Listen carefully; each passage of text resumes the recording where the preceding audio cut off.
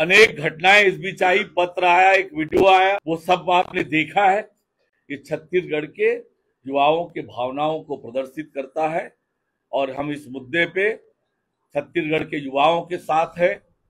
हम उनके हक, उनके अधिकार, उनके सम्मान की लड़ाई पूरी तरह से लड़ेंगे।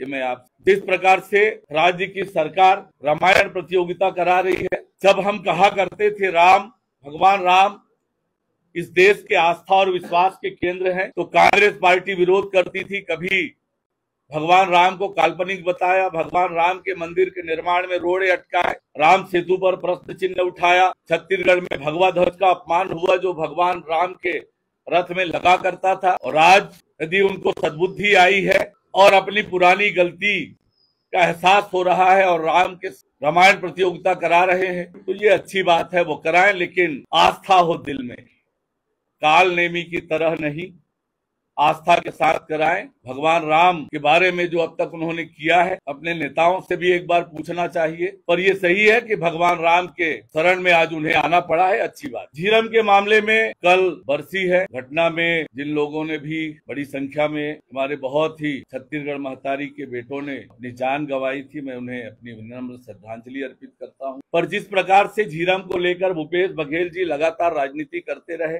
आज भी वे कर रहे हैं, पर वो झीरम का सच उनके जेब से नहीं निकल रहा है। और जब आपके पास साक्ष्य था झीरम के घटना का, जिसका आप दावा करते थे, तो क्या आप साक्ष्य को नहीं छुपा रहे हैं? आपने पौने 5 साल तक वो निकाला नहीं, आपने SIT भी बनाई। झीरम के नाम पर भूपेश बघेल जी को अपना स्टैंड क्लियर करना चाहिए। देखिए, हम कैसे दबाव छुपा सकते हैं? पहली बात तो ये है, उच्च न्यायालय के न्यायाधीश ने जांच कर ली, NIA ने जांच की, आपने भी SIT बनाई, और जैसा आप कहते थे कि सच मेरे जेब में है, तो छुपाने का काम तो शायद आप कर रहे हैं, जैसा आप दावा करते हैं। देखिए, उच्च न्यायालय ने जांच कर लिया, NIA ने भी जांच किया है, आपने भी SIT बनाई है, आखिर भरोसा किस पर है?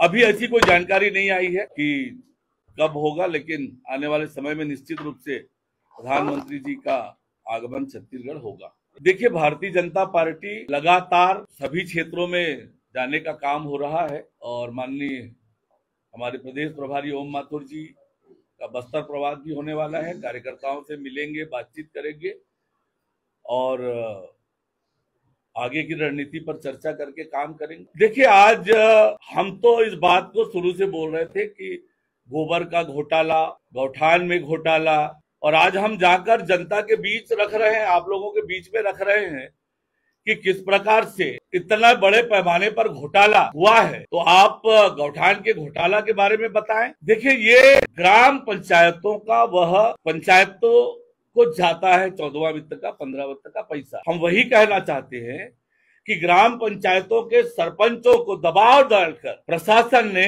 उसका उपयोग गौठान में कराया है। सरपंच उसी पैसे का उपयोग गांव के विकास में करते, गांव को उस पैसे से वंचित किया और आज इतने बड़े पैमाने पर उस राशि को गौठान में लगाया जिसका उपयोग नहीं हो रहा। यही तो घोटाला है।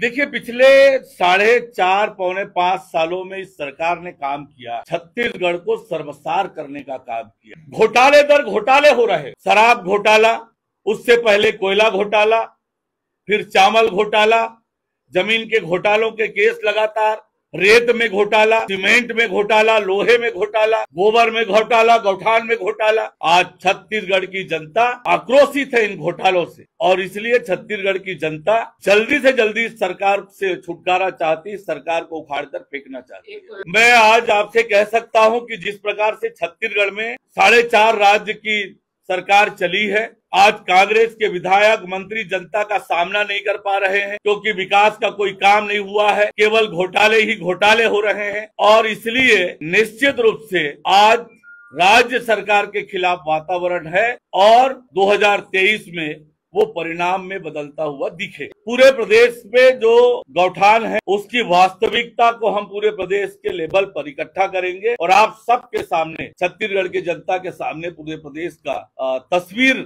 गौठान का आप रखेंगे।